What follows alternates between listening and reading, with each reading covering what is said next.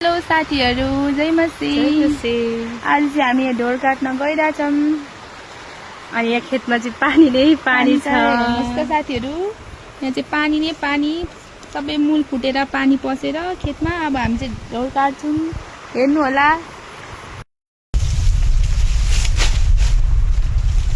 पानी आउन लाग्छ।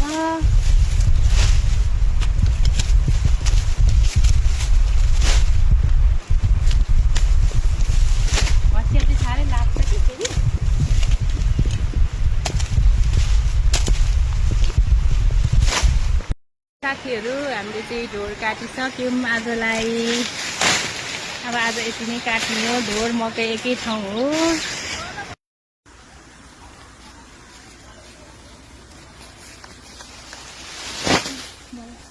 मकै बनाउन लाग्यो।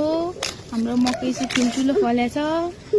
हेर्नुहोस् साथीहरु, मकै चाहिँ यत्रो ठुल्ठुलो फलेछ।